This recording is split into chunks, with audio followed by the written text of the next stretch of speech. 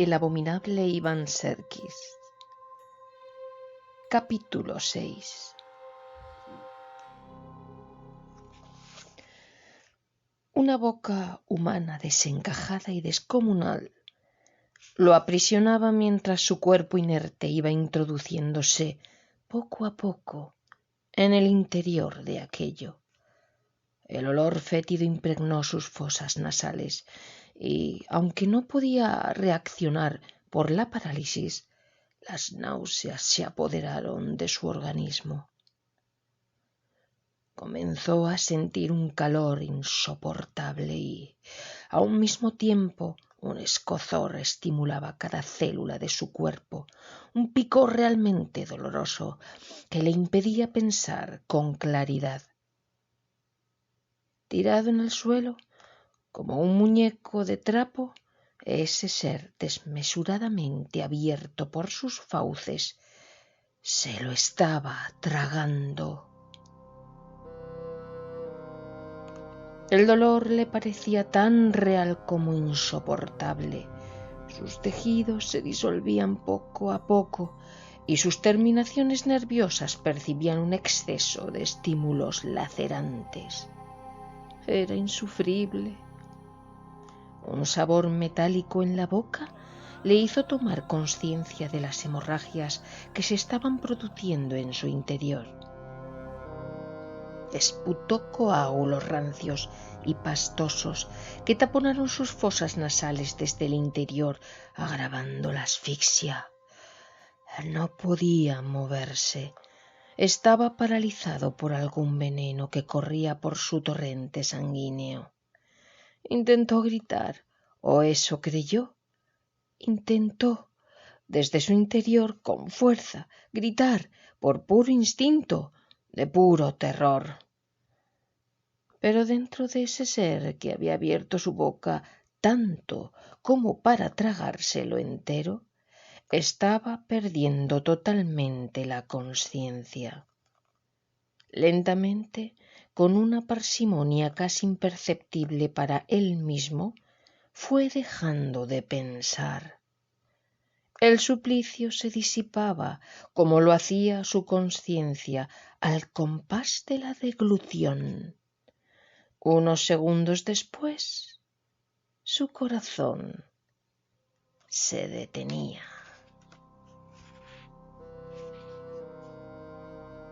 Al despertar no podía moverse. Paralizado, se mantuvo quieto durante largo tiempo. No supo cuánto. Quiso acercarse a un bulto que, enfrente suya, parecía el cuerpo de Iván Serkis, el hijo de su sirviente ruso. ¿Era posible? ¿El joven que lo había apaleado la noche anterior?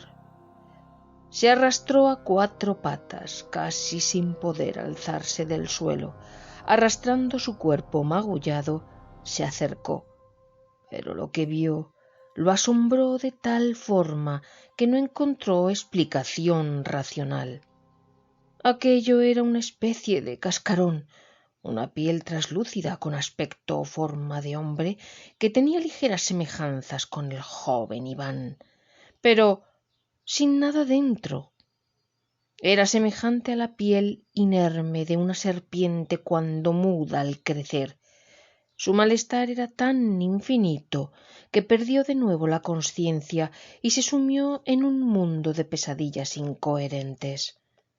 Las imágenes de Iván, recuerdos de su vida pasada mezclados con la suya propia, como si ambas vidas estuvieran de algún modo conectadas. Recordaba a Dasha, la madre de Iván Serkis, como si los recuerdos de la infancia con ella fueran los suyos propios. Recordaba a Aina, su hermana, 2 años menor que él.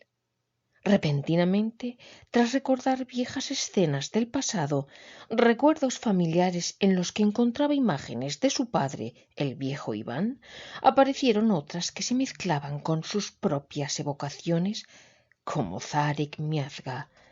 Emergieron diáfana y claramente, conectadas en su mente, las dos figuras de aquellas mujeres, su madre y su hermana, atadas de pies y manos, desnudas, llorando, pidiendo clemencia. No sentía confusión, no estaba dejando de saber quién era, porque incomprensiblemente todo encajaba y sentía que era ambos, dos seres en uno, sin conflictos más que en los que las emociones complejas de amor le provocaban en fugaces relámpagos cerebrales. Recordaba el pasado de ambos, de forma tal que unos hechos se mezclaban con otros, cada vez más claramente en su mente, formando una historia propia y coherente. ¿Quién era él? ¿Quién era Iván Serkis? ¿Quién era el conde Zarek Miazga? Se vio a sí mismo en otro cuerpo. No era el de Iván, el hijo, sino el padre. Lo que estaba haciéndoles a aquellas dos mujeres era propio de una sesión de tortura inquisitorial, mezcla de lujuria atroz y sádica. Estaba infligiéndoles un tormento físico insoportable. Se veía quemando sus pechos con un hierro candente. El pubis de la madre ardía mientras él babeaba sobre ella de placer. Sus manos eran las que, furibundas, arrancaban partes de sus cuerpos armadas con dos grandes cuchillos propios de un carnicero. Disfrutaba mordiendo sus carnes blancas y tiernas, deleitándose en aquel sabor tan sublime para sus papilas gustativas. Lo sentía como si estuviera saboreando el cálido y adictivo sabor de la sangre fresca en aquel mismo instante, mientras toqueteaba los pedazos arrancados de carne todavía palpitante entre sus dedos sangrantes. Pero ¿dónde estaba cometiendo aquella infamia aberrante? Miró a su alrededor, como apercibiéndose de que aquel lugar era poco seguro. Estaba en un bosque oscuro, y mientras cataba la sangre y la carne cruda, se sintió observado desde el frondoso espesor, como si algo lo mirara, escondido entre los árboles cercanos. Giró su cabeza para poder observar, porque sabía que allí había alguien. No podía ser otro. Era su hijo, su Iván, su receptáculo, su siguiente cuerpo dispuesto para ser parasitado. Entonces vio cómo Iván el hijo lo contemplaba agazapado en lo alto de un árbol, lloriqueando, sin atreverse a oponer ninguna resistencia al bestial padre. El éxtasis pernicioso y sangriento lo transportó hacia otros lugares de su mente. Esas atroces imágenes se mezclaban con otras de su propia vida, como si fueran el mismo ser. En ellas su mujer Bianca, embarazada de su primer hijo, apareció delante de él y sonriéndole, tomándolo de la mano para que tocara su vientre abultado, le pidió que se suicidara mientras aún fuera él mismo. Sin embargo, mientras la miraba fijamente a los ojos, el rostro de su amada esposa se difuminó hasta aparecer en su lugar el de su hija Mela. No sabía cómo, pero estaba en la habitación del sirviente Iván Serkis, el hijo, que, sin embargo, era él mismo. Mela se acercaba lentamente mirándolo con un deseo brutal, animal, desmedido para una joven de su edad. Ella le decía que lo amaba, y él sonreía acercándola suavemente, sentado frente a aquel espejo de su habitación en el que tanto se miraba, y allí mismo, sin cerrar siquiera la puerta, comenzó a meter su gran mano bajo la falda de la joven, toqueteando como un cerdo la entrepierna de la muchacha, que se mostraba extasiada de placer. ¿Dónde estaban los delirios? ¿Dentro de su cabeza había algo de realidad? Su mente era la que debía crear todas aquellas vivencias, pero no tenía siquiera un atisbo de duda. Él era dos seres en un mismo cuerpo. Aquel atroz sueño neblinoso lo hacía sentir como si su cerebro estuviera estallando en 1000 pedazos rotos de memorias superpuestas, como si de un puzzle absurdo se tratara. Parecía que las piezas de algún modo comenzaban a encajar. Poco a poco, lentamente, todo cobraba coherencia para Zarek. Mientras esto sucedía en su mente, Los hijos del conde lo trasladaban a su habitación para que el joven médico lo curara en la medida de lo posible, pues su cráneo estaba completamente machacado, su rostro hundido y deformado. El joven médico Jacob no profetizó más que unas horas de vida. Pasados los días todo parecía un sueño lejano, y sin embargo lo revivía como si las sensaciones físicas se produjeran de nuevo.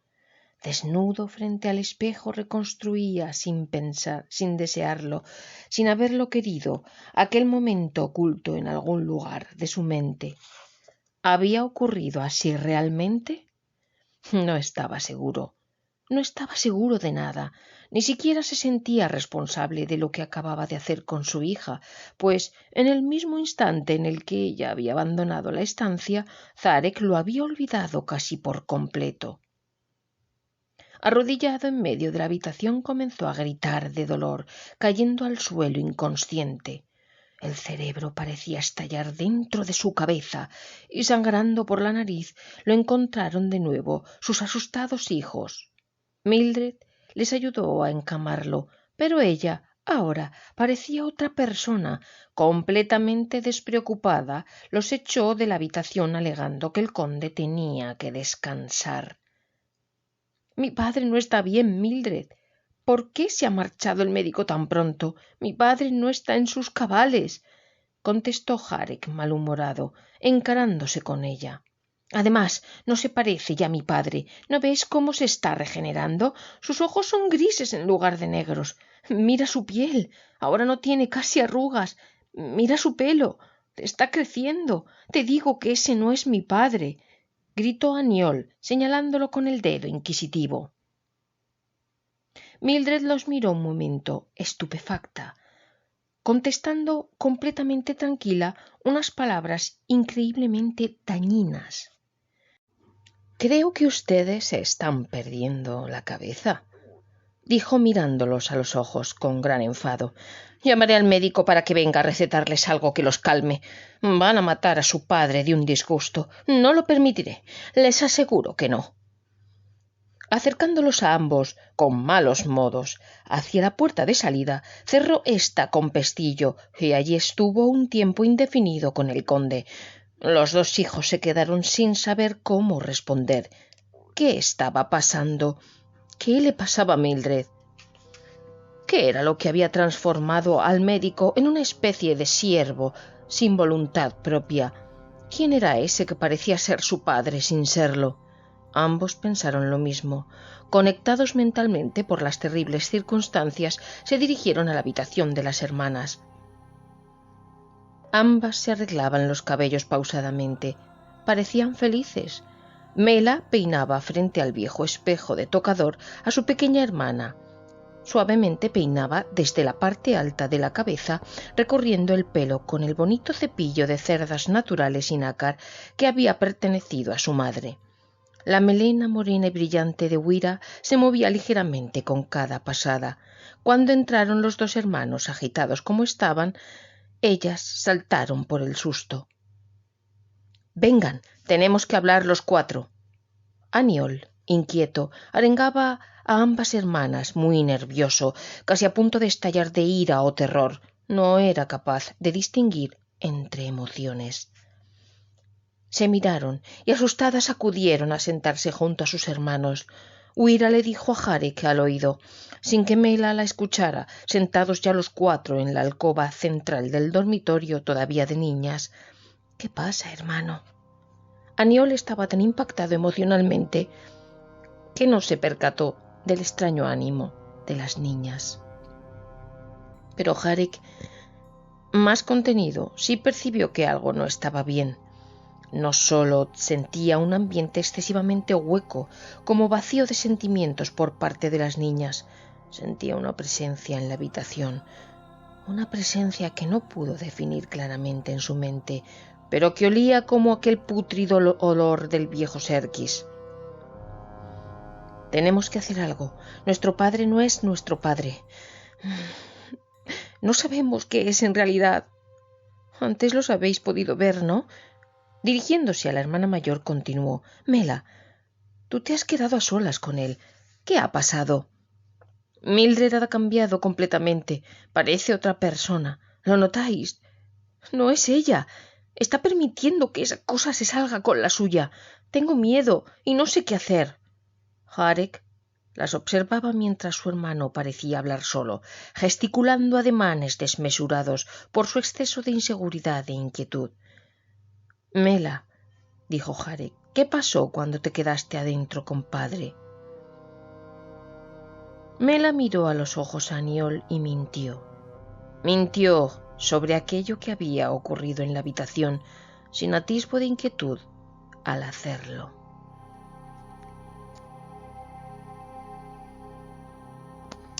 Padre me pidió que lo ayudara a lavarse y se acostó. Después estuve leyéndole la Biblia, nada más. Yo lo vi bien, estaba más calmado. Padre está enfermo, pero... No entiendo nada, la cortó Jarek, levantándose agitado. ¿Cómo es posible que su cráneo se haya regenerado? Pero es que el médico no se da cuenta de que hay algo pero que muy raro. Huira sabía la verdad y pronto, sin saber ella misma por qué traicionaba a la hermana, comenzó a hablar. —¡Mela está mintiendo! ¿Qué dices? ¡Cállate, imbécil! —contestó cortándola, indignándose tanto que se puso roja de furor. —¿Pero qué ha pasado, Mela? ¿Te hizo algo? —insistió Aniol tomándola por los brazos. En ese momento fue cuando lo vio. Los brazos de su hermana tenían moretones, como si la hubieran pegado golpes o apretado fuertemente sus finas y aún demasiado jóvenes carnes. —¿Qué te ha hecho? —insistieron ambos.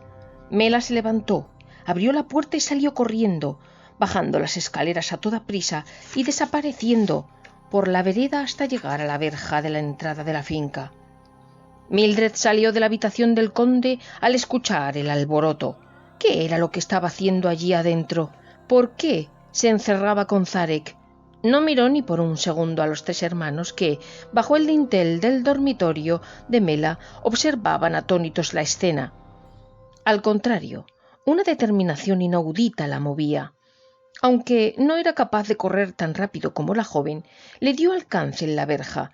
El conde cerró la puerta. Ni siquiera preguntó qué era lo que estaba ocurriendo, como si de algún modo lo supiera, o como si, en verdad, todo aquello le fuera completamente indiferente. Los tres hermanos miraban atónitos por la ventana. Mildred corrió tras Mela. La alcanzó antes de que ésta traspasara la puerta y siguiera huyendo alocadamente sin rumbo fijo, escapando de algo que parecía atormentarla por terrible. Quizá mantuvieron una conversación, pero no era momento de indagar. Estaban aterrados, temían por sus vidas. Para cuando las dos mujeres volvieron a la casona, Mela llorando a moco tendido y acompañada de Mildred, que la consolaba como una auténtica madre, Huira ya había contado a sus dos hermanos lo que su padre le había hecho. Aunque sabía que para Mela aquel con el que había estado era Iván, el joven y distante Iván, también reconocía lo raro de todo aquello, pues ella misma había sentido el olor de Iván en el padre, algunos rasgos característicos faciales, pero el cuerpo de su padre sin ninguna duda. Sin embargo, los tres hermanos se percataron de que había algo más que malsano en todo lo que estaba ocurriendo en aquel fatídico y extraño día. No podían confiar en nadie que se quedara a solas con su padre. Estaba claro que ejercía algún tipo de influjo que los sometía mentalmente. Además, dudaban que aquel fuera su padre. Decidieron investigar más, porque aquello parecía la posesión de un demonio, pero, por otro lado, sabían que si lo contaban nadie los creería.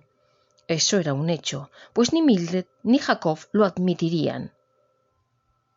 Sin embargo, todavía les quedaba una baza que jugar o, al menos, una oportunidad de darle un giro a los acontecimientos, ya que en el pueblo se rumoreaba desde hacía semanas que el caso del conde Miazga escondía algo extraño. Era su única baza, pedir ayuda a alguien de fuera, a alguien que todavía no estuviera contaminado. Contarían que su padre era un demonio, que estaba poseído, que influía en los demás de forma que los sometía. Solo eso podía ayudarlos. Pero para lograr ayuda tendrían que acudir al cura, al jefe de la guardia o a una de las boticas de Bialystok. El cura los atendería, porque era una de las personas que más había escuchado la habladuría que corría cual pólvora que Miazga había sido poseído. Se lo había escuchado a muchos feligreses que, habiendo acudido a trabajar a la hacienda, habían preguntado a los niños del conde por su estado, y éstos lo habían contado, sin maldad alguna, la verdad. El cuerpo del conde estaba regenerándose, y nadie sabía por qué. El jefe de la guardia tendría que intervenir simplemente por el hecho de haber acudido a pedirle ayuda, pero seguramente les creería si iban con una autoridad, el cura. Además, estaba Irina, que los conocía muy bien. La boticaria debía saber, por su relación con el médico, que todo lo que ellos decían era cierto. Jacob se lo había comentado al acudir a la botica en cualquiera de sus habituales visitas de avituallamiento médico. Este plan era, para los hijos del conde, la única salvación. Tras avisar en la jefatura al comisario Berthes, volverían a la hacienda con ayuda suficiente para desvelar el misterio. Mela entró junto a Mildred, atravesando el amplio distribuidor de la casa. Ambas iban cogidas por la cintura, como ayudándose mutuamente a andar. A paso lento llegaron hasta las escaleras, las subieron parsimoniosas y se adentraron en la habitación del conde. El cerrojo se escuchó en la quietud de la casa, pues el silencio se apoderó del espacio, como si algo insondable se hubiera tragado todos los sonidos cotidianos. El silencio fue la señal para que los tres hermanos, que se escondían en los almacenes de la cocina, esperando a poder salir sin ser vistos, se decidieran a ir hasta las cuadras. La tarde caía lentamente, como una sábana de seda encarnada sobre el horizonte, pero ninguno de los tres miró el cielo. Completamente determinados por las circunstancias apremiantes, se daban instrucciones unos a otros de forma embarullada. Corrieron hacia las cuadras. Si querían llegar hasta el pueblo debían tomar caballos, pues no quedaba muy lejos, pero a pie tardarían más de 2 horas, y no era aconsejable que les anocheciera. La noche y los bosques de la zona no eran precisamente acogedores en aquellos momentos. Aniol tendría que ir hasta el oficial encargado de la seguridad en Bialystok, Jarek hasta la iglesia en la que su padre tenía amistad con el cura Conrad, porque el médico tampoco era en esos momentos una persona de fiar. No desde que su actitud había cambiado esa misma tarde al quedar encerrado junto a Mildred y el conde.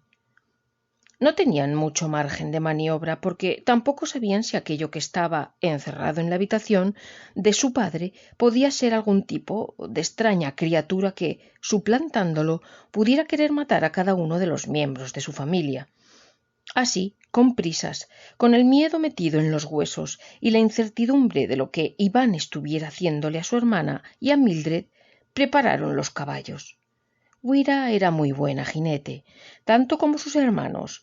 Su propio padre la había enseñado a montar desde su más tierna infancia, pero ahora esa misma niña estaba viviendo una situación en la que todo lo que creía, todo lo que amaba y la seguridad de su vida anterior se derrumbaba como pisoteado desde los cimientos por las pezuñas de aquel caballo. Fue algo inesperado, un disparo certero, un desplome repentino y la parada abrupta del galopar del caballo. Los tres hermanos intentaban su ida al galope para pedir auxilio, pero una bala certera dio a término con aquel intento de fuga. El cuerpo de la pequeña, de tan solo 12 años, salió despedido, estampándose contra el duro suelo en un golpe que se sintió como un pequeño movimiento de tierra. Su cabeza había sido alcanzada y su cuerpo entero proyectado por el aire hasta caer en el duro pavimento de tierra y gravilla del camino de acceso a la casa de los Miazga. Los dos hermanos se detuvieron unos pocos metros más adelante. El caballo de la pequeña, al cual había llamado Furia, hizo honor a este nombre y se lanzó al galope, desbocado por el miedo que el impacto había tenido sobre su jinete. Se perdió de vista alejándose hacia los campos de cultivo, saltando verjas y pisoteando el jardín de forma que su rastro era perfectamente visible. Aniol y Jarek se miraron espantados. Jarek tomó, sin embargo, una dura decisión en unos segundos cruciales para la supervivencia de todos. «Ayúdala, hermano. Yo iré al pueblo», gritó para continuar cabalgando. Pero no hubo más conversación. Aniol bajó de su caballo para ir a rescatar a su hermana mientras Jarek se perdía por el camino hacia la entrada de la finca. Aniol lloraba y gritaba de dolor. La cabeza de la pequeña estaba completamente destrozada. Por la nuca había entrado el proyectil del arma de caza de su padre, un rifle que podía tumbar un oso. La cara por la que había salido aquella monstruosa bala estaba completamente irreconocible. No se veía su rostro. Ensangrentado y con una herida irregular, aunque circunscrita a la mitad inferior de la cabeza, donde la mandíbula quedaba colgando por el impacto.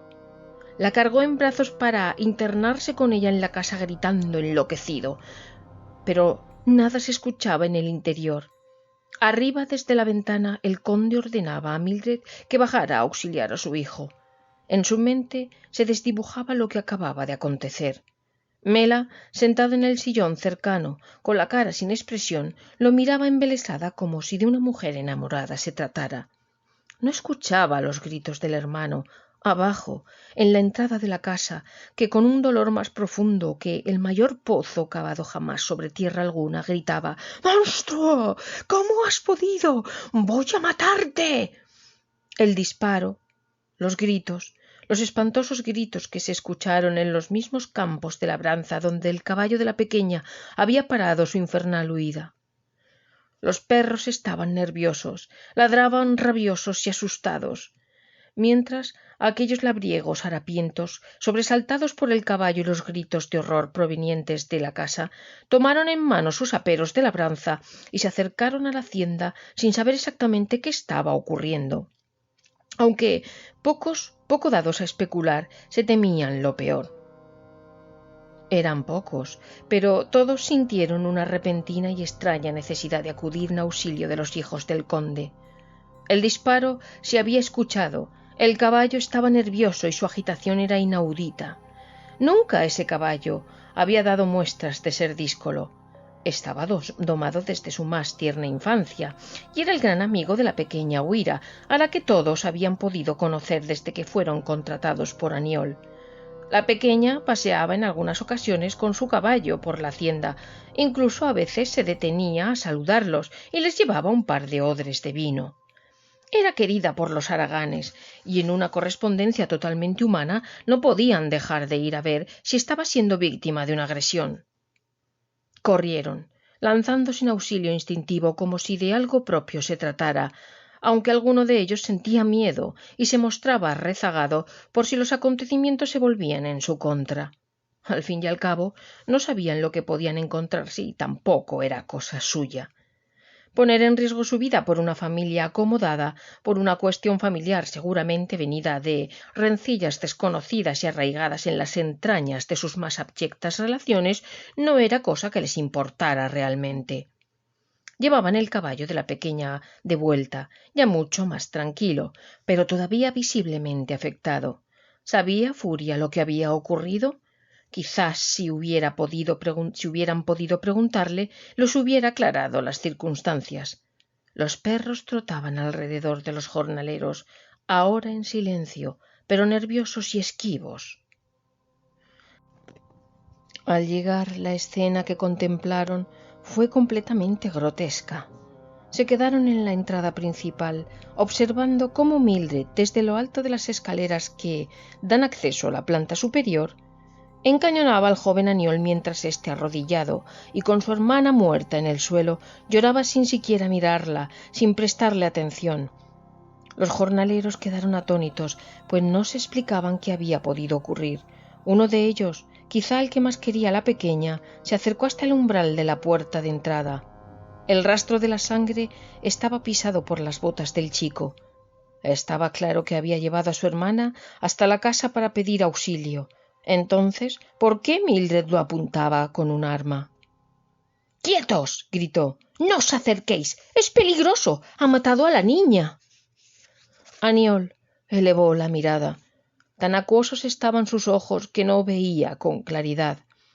La figura de Mildred se desdibujaba en la oscuridad del fondo del distribuidor, y aunque el aspecto físico era el de Mildred, no reconocía a la cocinera afable que los había cuidado durante los días en que su padre había estado inconsciente. Sin embargo, Aniol se daba cuenta de que todo eso era algo indemostrable para alguien de fuera. ¿Qué podía decirles a esos hombres incultos del campo? Anatolio era el nombre del trabajador que se adelantó hacia la entrada. Para él era un orgullo tener un origen griego, y su peculiar forma de hablar demostraba que provenía de ese antiguo país, cuna de los grandes mitos del mundo. Dio un paso, otro, con cuidado, con sus manos adelantadas en actitud de amistad.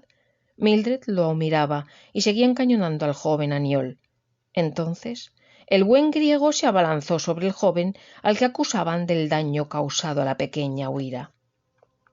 Agarrándolo desde atrás y con la fuerza que tenía, dado que era un hombre de proporciones hercúleas, tumbó a Aniol en el suelo, inmovilizándolo con la ayuda adicional del peso de su cuerpo.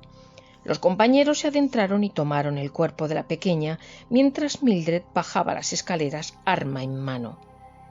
—¿Qué ha ocurrido, señora? —preguntó Anatolio, aún manteniendo a Aniol aprisionado bajo el enorme peso. —¡Ha matado a su hermana! Anatolio sintió que aquello no tenía ni pies ni cabeza, pero no podía saber por qué, pues estaba claro que la niña había sido asesinada.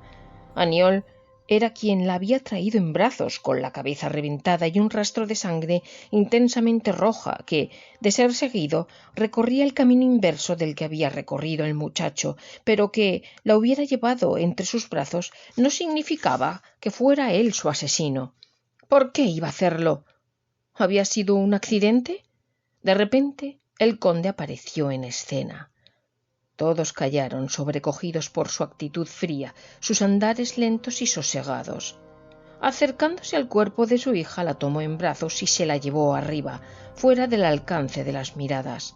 Aniol estaba preso del pánico.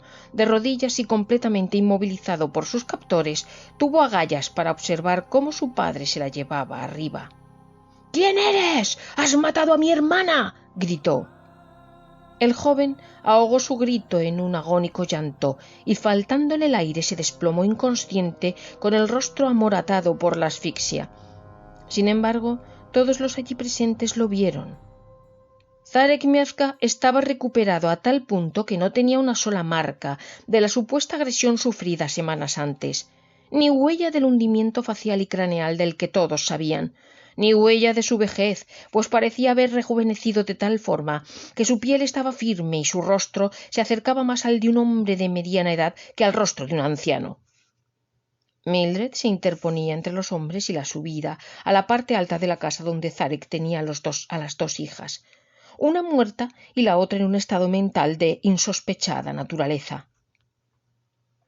La cocinera, otrora afable y amorosa, mantenía la escopeta en mano. Los hombres sabían que no dudaría en disparar al primero que tuviera la osadía de contradecir su historia. Anatolio seguía sintiéndose completamente turbado. De una forma casi irracional, percibió que todo aquello que Mildred les había contado no era cierto, pero supo que no podía demostrarlo. Rápidamente pensó que era necesario hablar con Aniol a solas, para lo cual hizo una proposición a Mildred. —Señora, ¿lo encerramos en el granero hasta que vengan las autoridades? —preguntó, levantándose y tomando al chico por los hombros, amenazándolo con un gran machete en el cuello. Aniol recobraba el sentido, pero obnubilado parecía no saber dónde se encontraba. De repente fijó su mirada sobre la mujer. Sus ojos centelleaban de desafío, lanzando una mirada de odio hacia ella. Ya no lloraba. Sabía que esa mujer lo iba a matar, pues para nada era la Mildred que él había conocido. Pero, a pesar de sus certezas, Su desconcierto era tan profundo que dudaba de sí mismo, de su cordura, porque si Mildred no era Mildred, y su padre no era su padre, ¿quién o qué era lo que los estaba suplantando? Y lo peor, ¿qué podía hacer? Era imposible que nadie lo creyera. Imposible. Por eso, ante su desconsuelo por el asesinato de su hermana, derrotado, se dejó guiar por los jornaleros hacia el granero. Algunos de ellos, creyendo a pies juntillas a la cocinera, querían matarlo a palos, lo insultaban e increpaban cual horda, pero Anatolio, con mano firme, lo condujo hacia el granero para encerrarlo. Cuando entraron, ordenó cerrar tras de sí la puerta. Los dejaron a solas. Todos creyeron firmemente que el jornalero, indignado, lo desollaría vivo. Los demás haraganes esperaron fuera del granero para evitarse la escena sangrienta. Preferían no participar si no era necesario, pues necesitaban dormir por las noches con el alma tranquila y apacibles los nervios. Pero Anatolio ató de pies y manos a Aniol y, sentándose frente a él, le dijo: «Si no me equivoco, tú no has matado a tu hermana, ¿no es así?» Aniol lo miró con ojos tan abiertos como los de un búho, asombrado por los acontecimientos inesperados. No pensaba que fuera ni remotamente posible que alguien así se planteara una explicación alternativa a la evidente. Conocía a esos hombres de bregar con ellos en las labores del campo, y jamás habría dado muestras de razonamiento intelectual superior. Fracasados en todas las áreas de su vida, eran gente sin oficio ni tampoco intenciones nobles, hombres que evitaban cumplir con su trabajo, hombres de poca palabra, hombres mezquinos que se aprovechaban de las malas circunstancias por las que su familia estaba pasando desde que los extraños acontecimientos se cebaron con ellos. Sin embargo, Anatolio parecía seguro de lo que decía. «Antes de que digas nada, no creo que hayas matado a tu hermana. Te conozco. Te he observado y tú la amabas. ¿Quién ha sido entonces?» Llorando de nuevo al recordar las imágenes de su hermana muerta, golpeada contra el suelo, con su cráneo machacado por el disparo, dijo: «No sé quién ha sido de los dos. Le han disparado desde la casa, creo que desde la habitación de mi padre, pero no sé si ha sido ella o él», dijo, señalando hacia la casa con la mandíbula. «Mi padre sabe disparar, siempre ha cazado, pero te juro por los clavos de Cristo que esos dos que están en la casa no son ni mi padre ni Mildred. Pero no puedo decirte qué o quiénes son».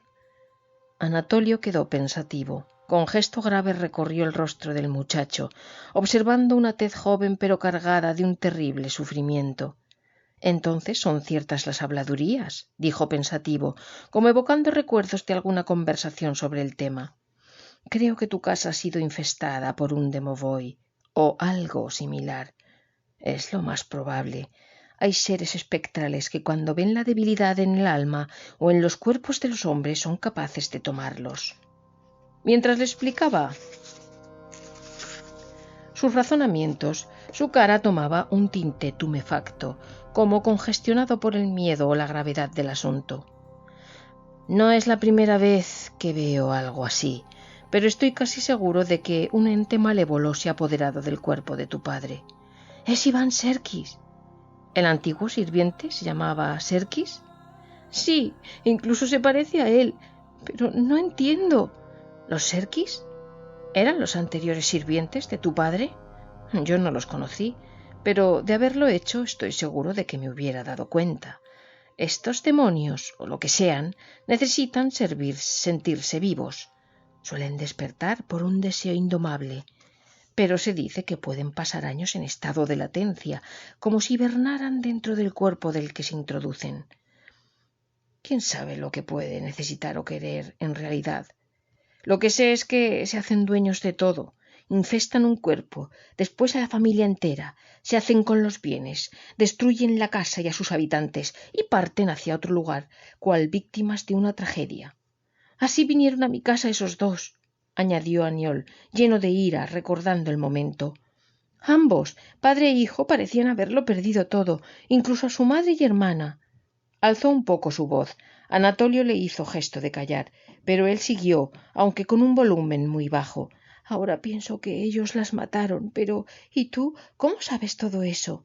Le preguntó con una gran inquietud. Movía su cuerpo sin darse cuenta hacia la puerta trasera del granero. Seguramente él, el que hacía de hijo, fuera el padre. Créeme, sé muchas cosas. Anatolio quedó pensativo unos segundos, acompañando al chico en sus pasos. No puede infestar a más de una persona, pero hechizan a los humanos que viven a su alrededor y por ese motivo lo someten a su control. Pero no sé cómo lo hacen y cómo evitarlo. No podemos perder más tiempo. Parecía que Aniol sabía que lo dejaría marchar, pero Anatolio no se dio cuenta de tal sutileza.